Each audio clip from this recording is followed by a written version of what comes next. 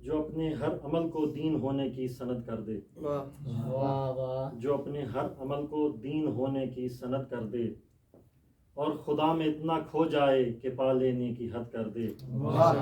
علی تاریخ انسانی کا وہ ذیشان بندہ ہے، جو شان بندگی لے لے خدائی مسترد کر دے۔ صلی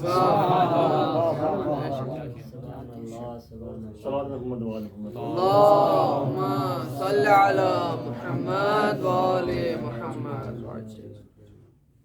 سرنامہ کلام میں جس حدیث کو تلاوت کیا ہے، رسول خدا کی مشہور و معروف حدیث ہے،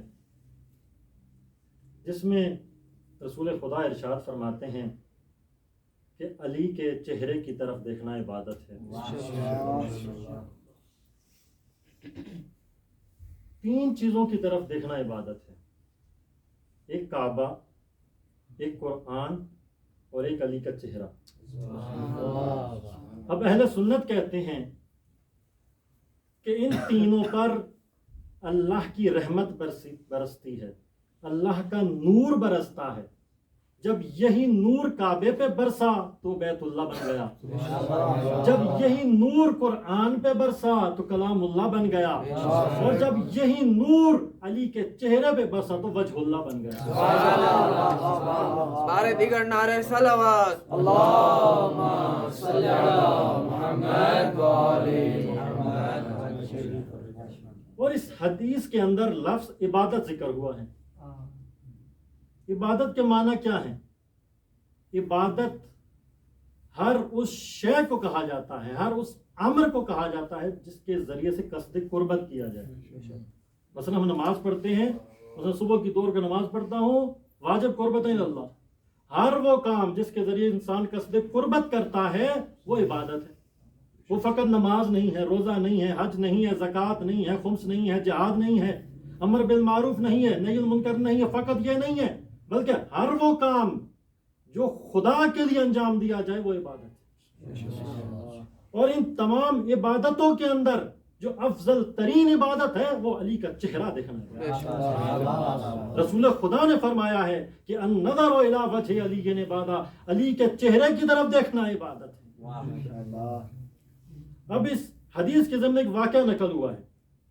جب رسول خدا نے حدیث ارشاد فرمائی تو ام المؤمنین جناب عائشہ کو اس حدیث کا پتہ چلا تو اپنے بابا کے پاس تشریف فرما تھیں۔ عرض کرتی ہیں، بابا جان، جب بھی میں نے آپ کو دیکھا ہے علی آپ کے پاس موجود ہوں تو آپ ان کا چہرہ ہی دیکھتے رہتے ہیں، بات ہم سے کرتے ہیں، توجہ ادھر ہوتی ہے، آخر وجہ کیا ہے، معاملہ کیا ہے، قصہ کیا ہے، وجہ کیا ہے؟ بھئی ان کی طرف دیکھ رہے ہیں۔ کہتی ہیں، بیٹی رسول خدا نے فرمایا ہے علی کے چہرے کی طرف دیکھنا عبادت ہے، علی کے چہرے کی طرف دیکھنا عبادت ہے۔ لیکن جناب عائشہ کو یقین نہیں آیا، وہ گئی ہیں رسول خدا کی خدمت میں، تو میں یہاں پہ مجھے عرض کرنے کا موقع دے، توجہ کا طالب ہوں۔ دیکھیے وہ شخص کہ جس پر اس کی اپنی بیٹی کو یقین نہ آتا ہو تو غیروں سے کیا گلا۔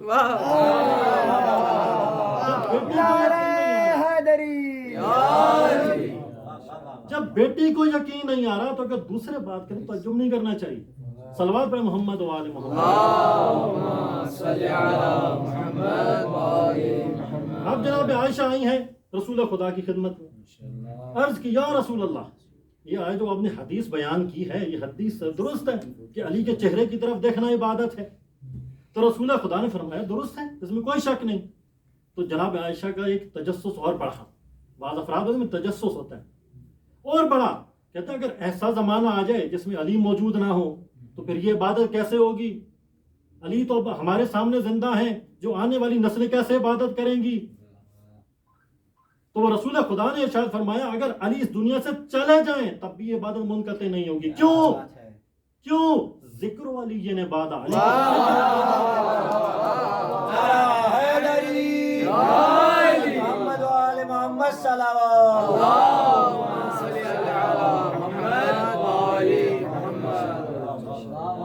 کا ذکر عبادت ہے، علی کا صرف چہرہ دیکھنا عبادت نہیں، ذکر کرنا بھی عبادت ہے۔ اب جناب عائشہ نے پوچھا اگر ایسا زمانہ آ جائے، ایسا دور آ جائے جس میں علی کے ذکر پہ پابندی ہو، پھر رسول خدا نے فرمایا پریشان ہونے کی نہیں، ضرورت ہی نہیں ہے. حب علی عبادت، محبت عبادت ہے. اب دیکھیں مولا علی کا وجود عبادت ہے، ان کی طرف دیکھنا عبادت، ان کا ذکر عبادت، ان کی محبت عبادت. یہ ایسی محبت ہے جو انسان کے گناہوں کو پگھلا کر رکھ دیتی ہے. علی کی محبت عام محبت نہیں ہے. علی کی محبت ایسی محبت ہے جو انسان کو جہنم سے نکال کر بہشت میں لے کے جاتی ہے. علی کی محبت وہ ہے، علی کا عشق وہ ہے کہ میثم تمار سولی پہ چڑھ جاتا ہے. علی کا عشق وہ ہے کہ جس میں ایک بزدل انسان آ کے بہادر بن جاتا ہے. علی کا عشق وہ ہے کہ جس کی بنا پر امام خمینی نے انقلاب لے کے آئے ہیں. آج اگر انقلاب لایا ہے امام خمینی نے تو کس سے سیکھا؟ مولا علی سے. ڈٹے رہے دشمن کے خلاف. مولا علی ہمارے لیے نمونہ عمل ہیں. وہ دیکھیں جو میں نے آپ کے سامنے مطالب بیان کی، اس کا یہ مطلب نہیں کہ انسان صرف ذکر علی کرتا رہے لیکن اعمال میں پیچھے رہ جائے. اب پاکستان میں اکثر یہ دیکھا گیا جو کہتے بھائی علی علی کرو سیدھا بہشت. نہ، ایسی بات نہیں ہے.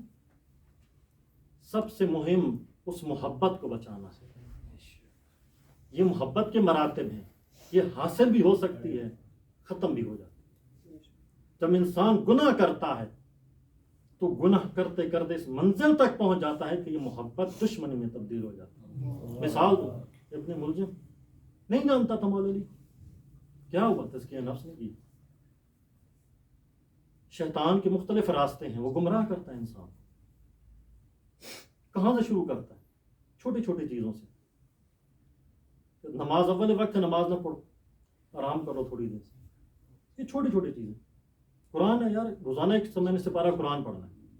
نہیں، روزہ بھوک ہے، پیاس ہے، تھک گئے آج نہیں پڑھنا. یہ چھوٹی چھوٹی چیزیں. بعد میں ایسا ایسا بڑا بڑا بڑا بڑا بڑا ہوتے انسان گناہ کبیرہ کو انجام دے بیٹھتا. پھر ہوتا کیا ہے؟ یہ محبت کم ہوتی چلی جاتی، کم ہوتی چلی جاتی. آخر انسان بہشت سے جہنم کی طرف چلا. یہ محبت حاصل بھی ہو سکتی ہے، جا بھی سکتی ہے. اب دیکھیں کربلا میں، دیکھیں جب وہ جو امام حسین کے مقابلے میں لوگ آئے تھے، وہ نہیں جانتے تھے امام حسین کون ہے. نہیں پتا جناب زہرا کے لخت جگر ہیں، نہیں پتا تھا مولا علی کے بیٹے ہیں. پتا تھا. آخر وجہ کیا تھی؟ تزکیہ نفس کی کمی. تزکیہ نفس کی کمی. اپنے آپ کو گناہوں سے پاک نہیں کی. علی کا ذکر ایسا ہے جو گناہوں سے پاک کرتا ہے. اور آج کی رات شب قدر کی رات ہے. میرے مولا کی کتنی عظمت ہے. دیکھیں پورے سال میں جو مقام ماہ رمضان کا ہے کسی مہینے کا نہیں، اور جو مقام شب قدر کا ہے وہ ماہ رمضان میں کسی چیز کا نہیں. امام صادق علیہ الصلوۃ والسلام ارشاد فرماتے ہیں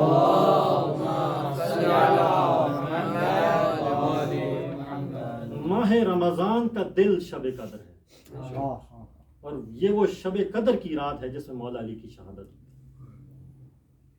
یہ وہ امام ہیں جن کی زندگی کا ابتدا بھی خانہ خدا سے اور انتہا بھی خانہ خدا سے. ولادت کہاں؟ کعبے میں. شہادت مسجد میں. کیا مقام ہے میرے مولا کا.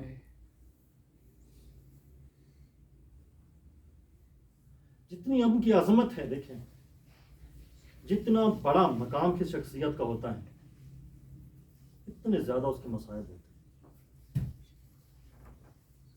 جتنا مقام جس شخصیت کا خدا کے ہاں جس قدر بلند ہے، مصائب اس پر اس قدر آئے ہیں. آج 19 ماہ رمضان کی رات ہے اور کیا غضب کی رات ہے. مولا علی بار بار اس رات کو یاد کرتے تھے. یہ ایسی رات ہے کہ مولا علی علیہ السلام کے بارے میں فرماتے تھے یہ وہ رات ہے جس کا مجھ سے وعدہ کیا گیا. ملجم لئیں کی تیغ سے قرآن زخمی ہے. ملجم لئیں کی تیغ سے قرآن زخمی ہے. مسجد میں کائنات کا سلطان زخمی ہے. مسجد میں کائنات کا سلطان زخمی ہے. وہ جس نے آنکھ کھولی محمد کی گود میں، جو بیت حق میں آیا وہ مہمان زخمی. کیا عجیب رات ہے. آج بی بی زینب کی یتیمی کی رات ہے. آج ام کلثوم کی یتیمی کی رات ہے. اے کاش اس رات طلوع نہ ہوتی، صبح نہ ہوتی. عزادارو 19 ماہ رمضان کی رات ہے. 18 رمضان کا افطاری کا وقت ہوا. جناب ام کلثوم آئی ہیں. 2 جو کی روٹیاں ہیں خشک، 1 پیالہ دودھ کا ہے. کچھ نمک لے کے امام علی علیہ السلام کی خدمت میں حاضر ہوئیں. امام علی علیہ السلام نے دیکھا تو فرمانے لگے بیٹا کبھی دیکھا ہے تمہارے باپ نے 2 چیزوں سے افطاری کی ہو؟ ایک چیز اٹھا لو ان میں سے. جناب ام کلثوم نے دودھ اٹھانا چاہا. میرے مولا نے فرمایا نہیں، نمک نمک یہاں پہ رہنے دو، دودھ لے جا. نمک رہنے دو، دودھ لے جاؤ، نمک نہ لے کے جانا. کیوں؟ مولا علی کی مرغوب کے ساتھ. بس عزادارو میرے مولا نے افطاری کی اور مصلی عبادت پہ چلے گئے، محراب عبادت میں چلے گئے. عجیب رات ہے. کبھی عبادت کرتے ہیں، کبھی صحن میں چلے جاتے ہیں، آسمان کی طرف نگاہ کرتے ہیں اور کہتے ہیں خدا کی قسم نہ میں جھوٹ بولتا ہوں نہ مجھے جھوٹ بتایا گیا ہے، یہ وہی رات ہے جس کا مجھ سے وعدہ کیا گیا. کبھی کہتے ہیں، کبھی سورہ یاسین کی تلاوت کرتے ہیں تو کبھی پڑھتے ہیں انا للہ و انا الیہ راجعون. کبھی پڑھتے ہیں لا حول ولا قوت الا باللہ العلی العظیم. کبھی پڑھتے ہیں اللہم بارک لی فی الموت، خدایا اس موت کو میرے بابرکت قرار دے.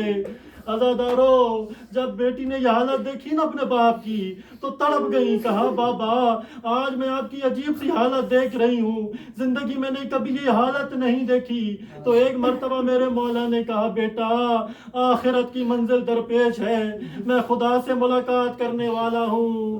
بس عزادارو بیٹی نے کہا بابا پھر آپ آج مسجد میں نہ جائیے. میرے مولا نے فرمایا لا مفر من قضاء اللہ، قضاء الہی سے قضاء الہی سے بھاگ نہیں سکتا، اس سے بچنے کا رستہ نہیں ہے. پس عزادارو میرے مولا آئے ہیں نماز کے قد سے صحن میں آئے. میرے مولا نے کچھ مرغابیاں پال رکھی تھیں، ان کا بہت خیال رکھتے تھے. جب میرے مولا آئے ہیں نا صحن کے اندر، ان مرغابیوں نے گھیر لیا میرے مولا کو.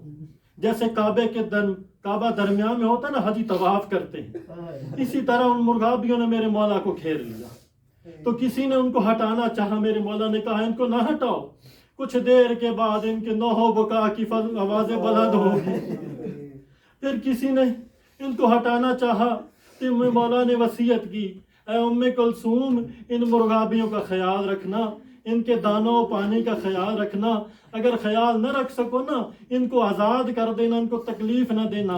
لیکن میں ہاتھ جوڑ کے کہوں گا اے مولا آج 40 ہجری کے کوفے میں آپ سے مرغابیاں بھوک و پیاسی برداشت نہیں ہوتی. ایک آج آپ 61 ہجری کو اسی کوفہ میں ہوتے، سکینہ بھوکی و پیاسی، بن چادر، منہ پہ تماچے، کمر پہ تازیانے. اجرکم اللہ، اجرکم اللہ، اجرکم اللہ.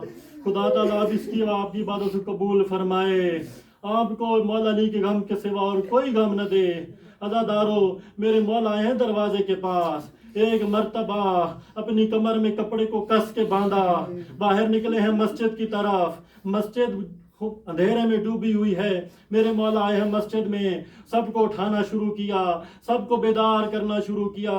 ایک دفعہ ابن ملجم کے پاس آئے اور اس کو اٹھایا اور کہا کہ دائیں کروٹ سویا کرو کہ یہ مومنین کا شعار ہے، یا بائیں کروٹ سویا کرو کہ یہ حکماء کا شعار ہے، یا پیٹھ کے بل سویا کرو کہ یہ انبیاء کا شعار ہے. الٹے منہ سونا یہ شیطان کا کام ہے.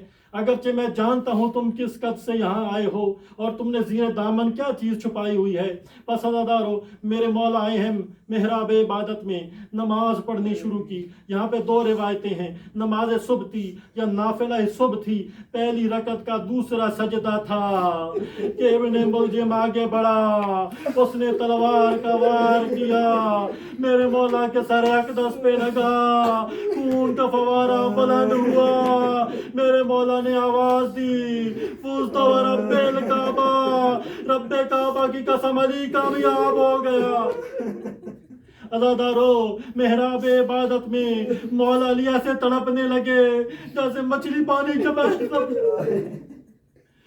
بس عزادارو, اب مولا علی کی شہادت کی خبر گونجنی تھی کہ کوفہ کی زمین ہلنے لگی, مسجد کوفہ ہلنے لگی.